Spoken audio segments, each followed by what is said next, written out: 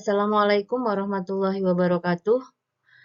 Saya ucapkan selamat datang kepada seluruh teman-teman di SMA Negeri 1 Nalumsari yang bersedia hadir pada siang hari ini dalam acara saya pendampingan individu 2 Dewi Norsani, calon guru penggerak angkatan 5 dari SMA Negeri 1 Nalumsari Jepara dengan pengajar praktik Toto Sugierto. Yang saya hormati Bapak Muhammad Solehudin SPD MSI selaku Kepala Sekolah.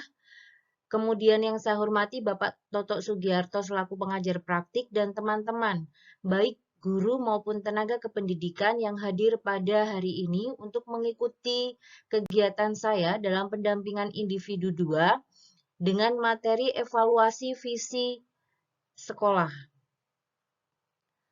Bapak Ibu guru semuanya, perkenankan saya sebelum memulai acara ini untuk membacakan sebuah puisi dengan judul Aku Melihat Indonesia karya Insinyur Soekarno. Aku melihat Indonesia. Jikalau aku berdiri di pantai Ngeliep, aku mendengar lautan Hindia bergelora membanting di pantai Ngeliep itu. Aku mendengar lagu Sajak Indonesia. Jikalau aku melihat sawah-sawah yang menguning menghijau, aku tidak melihat lagi batang-batang padi yang menguning menghijau. Aku melihat Indonesia. Jikalau aku melihat gunung-gunung, Gunung Merapi, Gunung Semeru, Gunung Merbabu, Gunung Tangkuban Perahu, Gunung Kelebet, dan gunung-gunung yang lain, aku melihat Indonesia. Jikalau aku mendengarkan lagu-lagu yang merdu dari Batak, bukan lagi lagu Batak yang kudengarkan. Aku mendengarkan Indonesia. Jikalau aku mendengarkan Pangkur Palaran, bukan lagi Pangkur Palaran yang kudengarkan. Aku mendengar Indonesia. Jikalau aku mendengarkan lagu Olesio dari Maluku, bukan lagi aku mendengarkan lagu Olesio. Aku mendengar Indonesia. Jikalau aku mendengarkan burung perkutut menyanyi di pohon ditiup angin yang sepoi-sepoi, bukan lagi aku mendengarkan burung perkutut, aku mendengarkan Indonesia. Jikalau aku menghirup udara ini, aku tidak lagi menghirup udara, aku menghirup Indonesia. Jikalau aku melihat wajah anak-anak di desa-desa dengan mata yang bersinar-sinar, Pak Merdeka, Pak Merdeka, Pak Merdeka. Aku bukan lagi melihat mata manusia. Aku melihat Indonesia. Demikian Bapak Ibu, puisi ini diambil dari buku Bung Karno dan Pemuda. Baiklah Bapak Ibu guru, dari puisi yang saya sampaikan tadi ada pertanyaan pemantik. Yang pertama yaitu bagaimana perasaan Bapak Ibu setelah mendengarkan puisi Aku Melihat Indonesia? Apa yang bergelora di dalam darah Bapak atau Ibu? Silakan Bapak dan Ibu menuliskan jawaban dari pertanyaan pemantik ini bisa di kolom chat. Saya lanjutkan Bapak Ibu. Ada 6 pertanyaan yang akan saya tanyakan kepada Bapak Ibu yang ini nanti akan merujuk pada sebuah visi. Visi yang berpihak pada murid. Yang pertama yaitu kita itu memimpikan murid yang seperti apa?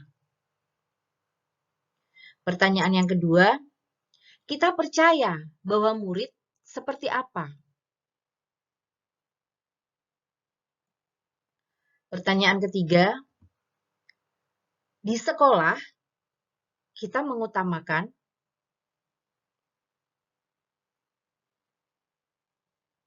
Pertanyaan keempat, murid di sekolah kita sadar betul bahwa.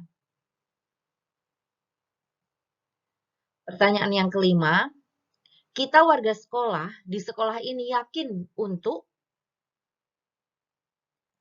Dan pertanyaan yang terakhir, saya dan guru di sekolah ini paham bahwa. Nah, dari keenam pertanyaan ini silakan Bapak Ibu menuliskan jawabannya pada Jamboard yang sudah saya bagikan linknya. Nanti akan saya spesifikasikan, akan saya kelompokkan yang sama, kemudian saya akan mencoba merumuskan sebuah visi dari jawaban Bapak Ibu secara berkolaborasi bersama dengan Bapak Ibu. Saya tunggu waktunya beberapa menit ya, silahkan ditulis di Jamboard dengan link yang sudah saya sematkan.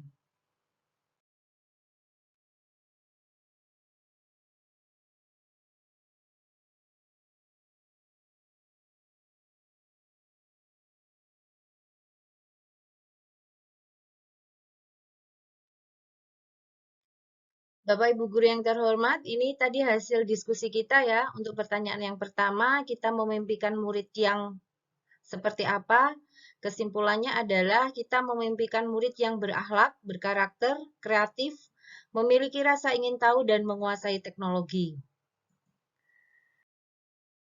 Pertanyaan yang kedua, kita percaya bahwa murid adalah. Nah, kesimpulan dari Bapak Ibu semua, untuk pertanyaan yang kedua yaitu kita percaya bahwa murid adalah unik dengan karakteristik dan cita-cita yang berbeda.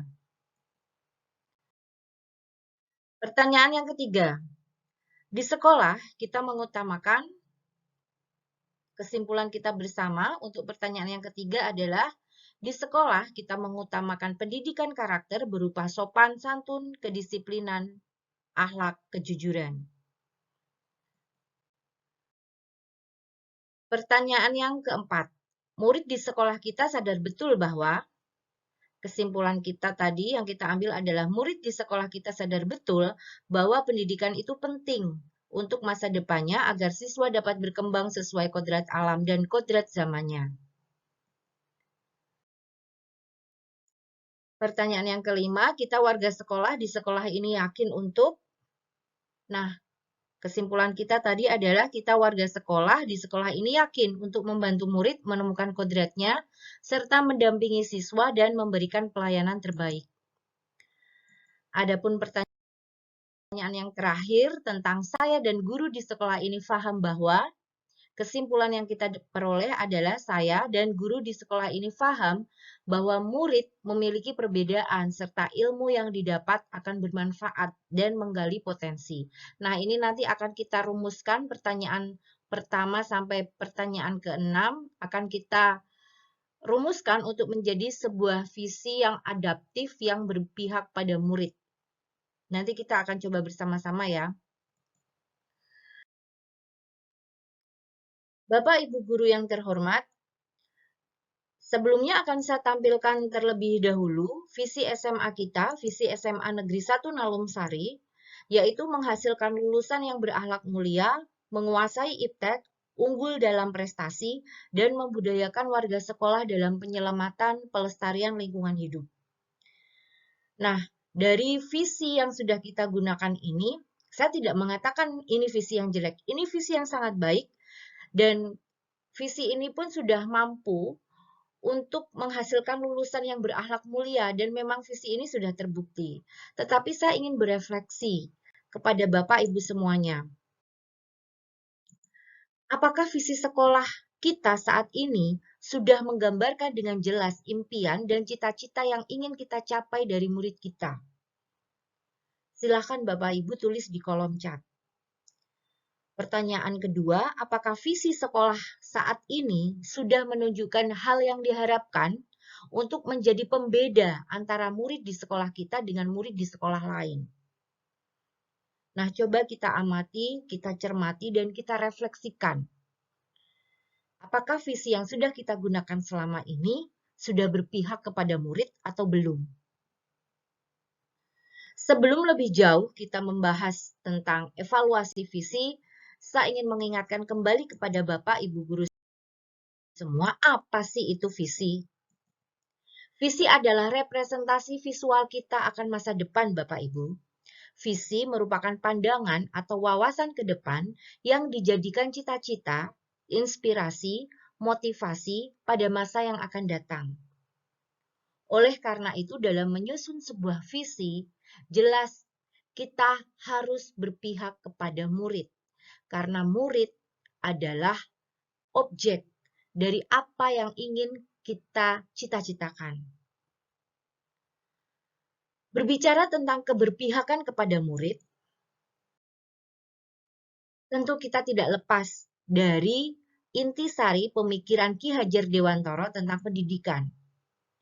Ki Hajar Dewantara menjelaskan bahwa tujuan pendidikan adalah menuntun segala kodrat yang ada pada anak-anak agar mereka dapat mencapai keselamatan dan kebahagiaan yang setinggi-tingginya, baik sebagai manusia maupun sebagai anggota masyarakat.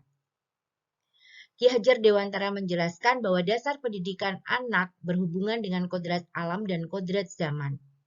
Bahkan Ki Hajar Dewantara juga mengatakan, guru menghamba kepada murid. Nah, menghamba di sini kita artikan, guru memberikan pelayanan apa yang dibutuhkan murid dalam dunia pendidikan. Dalam dunia pendidikan sekarang ini, kita dituntut untuk memberikan pembelajaran yang merdeka. Merdeka bukan berarti dalam arti mutlak. Merdeka di sini kita artikan dengan menuntun.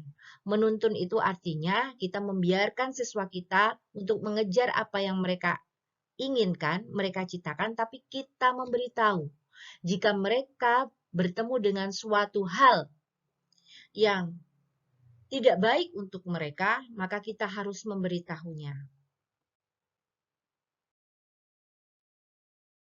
Bapak Ibu guru yang saya hormati, untuk membuat sebuah visi yang berpihak pada murid, kita memerlukan sebuah strategi. Salah satunya yaitu menggunakan pendekatan inquiry apresiatif. Apa sih pendekatan inquiry apresiatif itu? Jadi pendekatan inquiry apresiatif itu adalah sebuah strategi perubahan yang kolaboratif yang berbasis kekuatan. Pendekatan inquiry apresiatif ini dapat dimulai dengan mengidentifikasi hal-hal baik yang telah ada di sekolah, mencari cara mempertahankan, dan bagaimana cara meningkatkannya. Nah, sekarang apa saja nih langkah-langkahnya?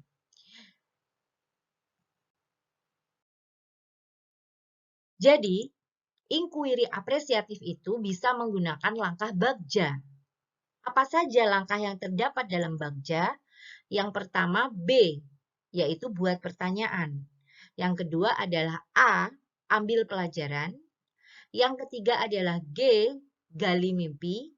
Dan yang keempat adalah J, jabarkan rencana. Dan yang kelima adalah A, atur eksekusi. Nah, saya beri contoh salah satu pernyataan prakarsa perubahan yang pernah saya gunakan dalam tugas pada pendidikan guru penggerak.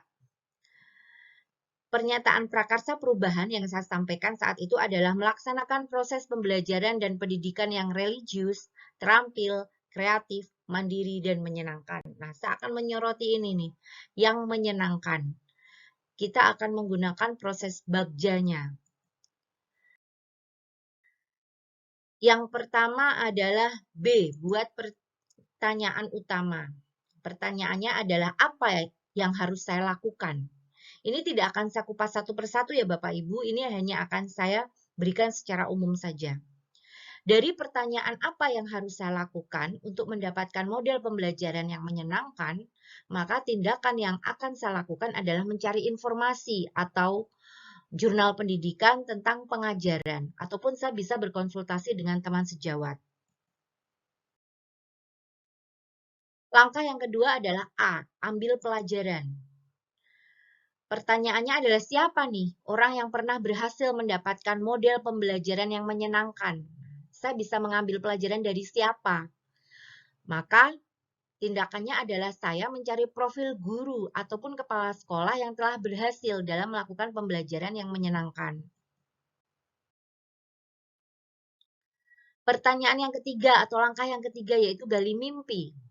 Pertanyaannya, apa kebiasaan-kebiasaan baru yang saya bayangkan, namanya mimpi ya, berarti saya bayangkan yang terjadi ketika model pembelajaran yang menyenangkan itu sudah tercapai. Maka tindakannya adalah mungkin saya akan memajang di kelas ataupun di meja kantor saya selama saya melakukan usaha-usaha selanjutnya. Langkah yang selanjutnya yaitu J, jabarkan rencana. Pertanyaannya apa langkah paling sederhana atau langkah pertama yang bisa dilakukan? Nah, rencana-rencananya nih apa saja? Misalnya, menyusun daftar model pembelajaran yang menyenangkan, atau membuat catatan kemajuan, ataupun meminta masukan dari rekan sejawat ataupun kepala sekolah. Nah, langkah yang terakhir, A, atur eksekusi. Siapa nih yang bisa mengarahkan atau memantau pembelajaran yang saya lakukan di kelas? Maka tindakan yang saya lakukan adalah mengajak teman sekantor yang memiliki keinginan yang sama. Baik Bapak Ibu guru yang terhormat, ini tadi adalah hanya salah satu contoh saja strategi atau langkah-langkah yang digunakan dalam inquiry apresiatif dalam langkah-langkah Bagja. Bapak Ibu guru yang saya hormati, dari pertanyaan pemantik di awal tadi ada 6, itu bisa saya rumuskan menjadi sebuah visi guru penggerak, yaitu kita sepakat dalam mewujudkan murid yang berakhlak mulia, menguasai iptek, mandiri, berkarakter, aktif, kreatif, dan menyenangkan dalam pembelajaran, serta membudayakan murid dalam penyelamatan dan pelestarian lingkungan hidup. Bapak Ibu guru semuanya, sebenarnya visi yang kita rumuskan bersama yang baru ini sebenarnya sudah tampak pada kegiatan kita sehari-hari di sekolah. Hanya kita perlu menguatkan ataupun menambahkannya saja. Seperti contoh di bawah ini. Nah, murid yang berakhlak mulia Bapak Ibu, kita sudah melaksanakan kegiatan pembacaan Asmaul Husna di awal jam pertama. Pembiasaan sholat duhur berjamaah sudah kita lakukan, kita perlu menguatkan dan konsistensinya. Kemudian kita juga sudah melakukan pembiasaan senyum, sapa, salam, sopan santun. Tetapi Bapak Ibu, kegiatan senyum, sapa, salam, sopan santun mungkin perlu kita kuatkan lagi, kita tingkatkan lagi. Karena kita masih kadang menemukan beberapa murid yang ketika bertemu dengan gurunya, mungkin sopan dan santunnya agak berkurang. Item yang kedua, mengenai visi tentang murid yang menguasai iptek. Ini pun sudah tampak pada visi kita. Kegiatan pencerminan siswa-siswa kita sehari-hari. Kita menggunakan LMS dalam pembelajaran yang berupa e-learning SMA Negeri 1 Nalumsari. Dengan menggunakan e-learning SMA Negeri 1 Nalumsari tersebut, maka kita dalam ulangan harian ataupun semesteran sudah paperless. Nah, itu berarti sudah ada. Kita tinggal perlu menguatkan dan menjaga konsistennya. Hanya saja kita mungkin perlu menambahnya dengan penguasaan teknologi yang lainnya oleh siswa kita, misalnya saja penguasaan media Canva, PowerPoint, ataupun yang lainnya yang bisa menunjang pembelajaran. Kemudian murid yang mandiri, ini pun sudah nampak dari siswa-siswi kita. Mandiri yang seperti apa? Siswa-siswi kita sudah mandiri dalam melaksanakan tugas, juga mandiri dalam mencari sumber pembelajaran yang lainnya. Jadi sumber pembelajaran itu tidak hanya dari guru saja. Siswa-siswi kita sudah mahir dalam mencari sumber pembelajaran selain dari gurunya. Kemudian murid yang berkarakter, ini pun sudah tampak pada siswa didik kita. Mereka sudah memiliki ciri khas masing-masing dengan mengikuti berbagai macam ekstrakurikuler yang sudah kita sediakan. Nah, tetapi Bapak Ibu guru, mungkin ada beberapa ekstrakurikuler yang tidak disediakan di sekolah kita tetapi dibutuhkan oleh siswa-siswi kita. Nah, kita perlu mencari nih, apa sih ekstrakurikuler tersebut? Nah, kita bisa membuat polling kepada siswa-siswi kita apa yang mereka butuhkan dan belum kita sediakan. Selanjutnya, murid yang aktif dalam pembelajaran. Ini pun sudah tampak di lingkungan kita. kita memiliki murid yang berani berpendapat, berani tampil ke depan. Apalagi beberapa akhir bulan ini, alhamdulillah, beberapa siswa kita ya Bapak Ibu sudah memperoleh berbagai macam piagam, piala, penghargaan, dan menjuarai berbagai macam lomba. Alhamdulillah ini sudah tampak pada siswa-siswi didik kita. Selanjutnya, murid yang kreatif. Ini pun sudah kita lakukan Bapak Ibu Guru semuanya, yaitu dengan menciptakan hal-hal baru dalam pembelajaran. Kemarin di awal pembelajaran ya, untuk kelas 11 dan kelas 12 kita melakukan kegiatan outing class, yaitu di Serni. Nah, kegiatan ini dapat meningkatkan kreativitas siswa, sehingga siswa merasa siap untuk mengikuti pembelajaran selanjutnya. Selanjutnya yaitu mewujudkan pembelajaran yang menyenangkan. Nah, ini juga sebenarnya sudah nampak di beberapa kegiatan pembelajaran kita. Pembelajaran yang menyenangkan itu pembelajaran yang seperti apa? Nah, ini yang perlu kita tingkatkan Bapak Ibu Guru. Kita harus menanya kepada siswa, mereka itu ingin seperti apa sih? Itulah yang dinamakan dengan keberpihakan kepada murid. Nah, tapi saya yakin ini sudah nampak pada Bapak Ibu Guru karena di beberapa kelas saya sudah melihat ada beberapa kesepakatan belajar yang tertempel di dinding. Nah, ini adalah wujud dari sebuah pembelajaran yang menyenangkan. Kemudian yang terakhir pada visi kita adalah mewujudkan budaya murid dalam penyelamatan dan pelestarian lingkungan hidup. Nah, ini juga sudah tampak sekali pada lingkungan pembelajaran kita, pada sekolah kita, di mana sekolah kita adalah sekolah adiwiyata nasional. Kita sudah ada kegiatan tentang kebersihan sanitasi, penanaman mangrove, bahkan kita sudah meminta siswa untuk membawa bekal makanan dan tumbler dari rumah sehingga kita bisa mengurangi sampah plastik ataupun sampah kertas. Nah, tinggal konsistensi atau penguatan saja bahwa pembiasaan ini kita gunakan selamanya agar dapat menyelamatkan lingkungan hidup. Bapak Ibu Guru yang terhormat, apa sih muara ini semua? Muaranya itu kemana sih? Nah, saya yakin Bapak Ibu tidak asing lagi bahwa muara yang kita bicarakan semua ini adalah untuk mewujudkan profil pelajar Pancasila, yaitu siswa yang beriman, bertakwa kepada Tuhan, dan berakhlak mulia, siswa yang berkebinekaan global, siswa yang bergotong royong, siswa yang kreatif, siswa yang bernalar kritis, dan siswa yang mandiri. Bapak Ibu yang saya hormati, demikian presentasi saya. Jika ada pertanyaan, silakan disampaikan pada sesi selanjutnya.